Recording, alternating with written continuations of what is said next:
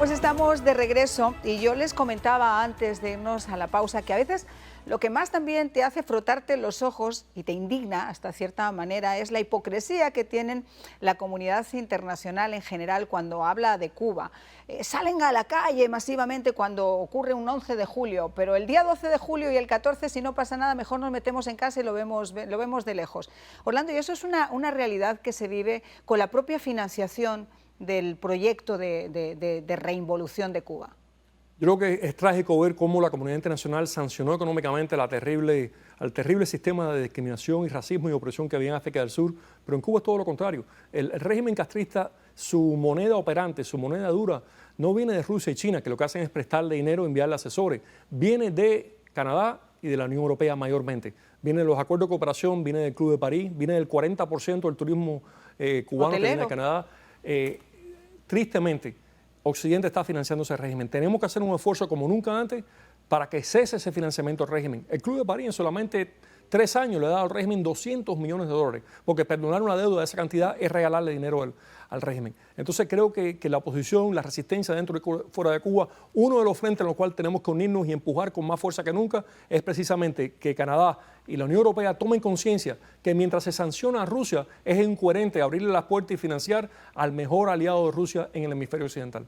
Y sobre todo porque no nos hemos percatado, a pesar de que nos cansamos de decirlo, que Cuba sigue siendo un cáncer, pero con metástasis en América Latina. Lo que ha pasado en Venezuela, lo que ha pasado en Nicaragua, lo que ha pasado en Chile, lo que acaba de pasar recientemente en Colombia, en Perú, en México. Esto es una realidad en lo que se vive. Y uno pensaría, Saíli, que los jóvenes de alguna forma tienen memoria histórica o pueden ver a través de las páginas de los sucesos de la historia lo que ha ocurrido con los países vecinos. Sin embargo, desgraciadamente vemos todavía esos jóvenes, entre comillas, enamorados de un sistema que ni siquiera han vivido, que no conocen. Así es, y es muy lamentable que todavía nos estén diciendo, o sea, hace días desde otros países de Latinoamérica sobre todo, que el socialismo cubano, que es bueno, que Cuba es un paraíso. Que se vayan a vivir allá. Sí. Exactamente, yo creo que en ese sentido se está haciendo y se va a seguir haciendo pues un trabajo, sobre todo con algunos activistas que forman parte también, yo creo que de esa izquierda, ¿no? Que de cierta forma necesitamos que acabe de desromantizar, por lo menos que, por supuesto que la izquierda tiene derecho a existir, para mí eso es una realidad, pero que tiene que dejar de desromantizar el socialismo cubano, porque el socialismo donde quiera que sea implantado es miseria para los pueblos, es miseria, termina en regímenes autoritarios, totalitarios como el régimen cubano, y que por supuesto violan los derechos humanos. Y en ese sentido pues nos queda una gran labor por hacer. Lamentablemente, el discurso que estamos viendo desde algunos países donde se está intentando llevar este cáncer, o sea, donde está intentando hacer metástasis este cáncer que es el socialismo cubano, sigue manteniendo aquella postura que veíamos en Venezuela, de que en Venezuela eso no iba a pasar. Lo hemos visto a pesar de que estamos insistiendo, por ejemplo, en México, avisándoles, diciéndoles, sobre todo con este presidente López Obrador, que ha apoyado abiertamente a Cuba, ¿no? Y esperamos que podamos tener una voz que se escuche mucho más. Y en este sentido, la participación en eventos internacionales de derechos humanos, sobre todo, es fundamental, porque sí, evidentemente en Cuba se violan los derechos humanos precisamente porque hay una dictadura totalitaria socialista. Saíli, yo no sé si compartes conmigo la idea, y Orlando, de que quizá en este momento ni siquiera los jóvenes en Cuba necesitan una plataforma donde agarrarse. Creo que la situación ya es tan insostenible y tienen la oportunidad, como decía, de poder comparar con un teléfono, con una computadora, la realidad desde afuera, que quiero decir, el movimiento va a ser interno y como estaba diciendo Orlando, yo no dudaría mucho si esto estamos hablando de años. Yo creo que si la situación se mantiene como se está manteniendo ahora, ese 11 de julio se va a repetir antes de lo que esperábamos. Exactamente.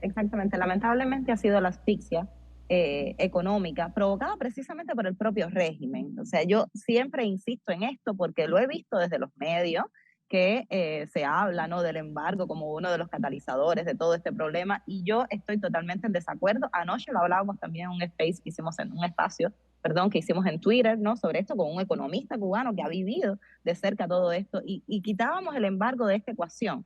O sea, si acaso ha tenido una influencia, ha sido mínima. Todo esto lo ha provocado precisamente la ineptitud del régimen cubano, su tarea de ordenamiento y todas las pésimas decisiones a nivel económico que que han tomado. Y yo creo que en este sentido ha provocado una situación de malestar general en la ciudadanía, no solamente en los jóvenes, personas también, porque el 11 de julio lo vimos, no eran solo los jóvenes los que estaban en la calle, había también gente de esa generación que pensábamos que era una generación perdida, la generación de mis padres, por ejemplo, que también estaban en las calles y que siguen estando, que siguen hablando, que siguen manifestándose, aunque sea en sus casas, aunque sea en la mesa.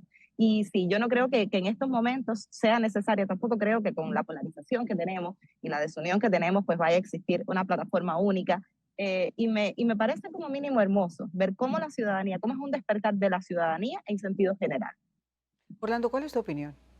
La opinión mía es que lo que está ocurriendo dentro de Cuba es un levantamiento día por día. Todos los días son 11 de julio. Estamos viendo una resistencia sostenida, inspirada por la vanguardia ciudadana que tanto ha dado antes que se produjera el 11 de julio, y estamos viendo como desde dentro las mismas prisiones, Ariana López Roque, Doraida Pérez, todas esas mujeres y hombres que desde la prisión mantienen la resistencia y convocan al pueblo a seguir luchando. En los mismos juicios en los que condenaron a estos muchachos a miles de años de prisión, vimos que muchos fueron desafiantes, dijeron, me dan la oportunidad, lo vuelvo a hacer, vuelvo a marchar. Y creo que el pueblo de Cuba, tú preguntabas algo para mí muy importante, esta no es una lucha ideológica. No. Esto es una lucha de patria y de vida. Estamos luchando por nuestra existencia nacional e individual. El régimen comunista está matando nuestro país. Y no lo digo metafóricamente, lo digo realmente. Somos el único país latinoamericano con una tasa de natalidad negativa. Somos el único país latinoamericano con la tasa de suicidio, una tasa de suicidio comparable a las de Europa. Somos un país que está desapareciendo año por año por la permanencia del comunismo. La gente siente perfectamente que están luchando por su vida y por su patria, por la existencia misma de la nación cubana. Yo veo esas imágenes de los juicios, estos juicios donde incluso han tenido la desfachatez, la inconstitucionalidad, porque son cargos además inventados, cargos que ni siquiera tienen sentido, de encarcelar a menores. Pero veo también la valentía de la gente de desafiar ese miedo, de poder enfrentarse a condenas tan ridículas como la que hemos visto en los casos que desgraciadamente hemos visto. Y esto es una lección a seguir, y yo creo que como decía también Saïli, ese catalizador del miedo se está rompiendo, y en el momento que la gente se atreve y pierde respeto al miedo, hay pocas cosas ya que la puedan contener. Yo creo que esa es la noticia más importante que estamos viendo en Cuba. La gente a nivel nacional está rompiendo cada día más con el miedo. Y se está manifestando. Yo creo que ha cambiado de bando, que el miedo ahora está empezando poquito a poco a cambiar de bando, porque si te das cuenta de las medidas represivas que está tomando el régimen, tienen más miedo a que eso pueda hacer un levantamiento popular que acabe con todos ellos, mucho más que quizá el pueblo atreverse a levantar por algo que ya se ha hecho durante 63 años. Suspender el internet anoche es una muestra de ese miedo. Claro. Y Gandhi decía que cuando el miedo cambiaba de acera, cuando estaba ya de parte del régimen, ya el cambio era inminente. Y sobre todo por los estudiantes también universitarios, Saïli. Nosotros estábamos comentando para que la gente que no tuvo la oportunidad de ver ese programa, cómo tienen que malvivir en las universidades. Estos chicos salieron a las calles en mitad de un apagón, y desde la propia sede universitaria, incluso desde los pasillos, esos exteriores, gritaban a oscuras que no habían tenido agua por semanas, que no habían tenido luz, que no pueden calentarse, por supuesto, en una hornilla un plato de comida, que no se podían bañar, que tenían que estudiar con una vela o utilizar las horas del día. O sea, es una situación muy complicada incluso para los más jóvenes. Incluso hace unas semanas también tuvimos noticias de unos volantes que estuvieron circulando en un ejercicio para mí extraordinario de ciudadanía, unos volantes que estuvieron circulando en la Universidad de La Habana pidiendo también autonomía universitaria. O sea, ya no solo protestan por las carencias, que son muchas y que son grandes y que no son de ahora. Ahora yo creo que lo que ha incrementado esas carencias es el tema de los apagones y por supuesto la alimentación, la comida, que me imagino que esté peor en las universidades, y en las casas no se puede apenas ni conseguir, y ya sabemos cómo están los hospitales. Pero también, o sea, que estén pidiendo, que tengan demandas relacionadas con la autonomía universitaria, con recuperar esa autonomía universitaria que se les robó desde la propia institución hecha para defenderlos. La FE, una institución secuestrada también por la dictadura, es muy, muy, muy interesante. Bueno, el hecho de que aparezcan paredes y que la gente con las cacerolas sea capaz de gritar a los cuatro vientos eso de Díaz-Canel, Chingao, a mí me parece absolutamente maravilloso, porque es una muestra perfecta por encima del improperio de que la gente ha perdido completamente el miedo.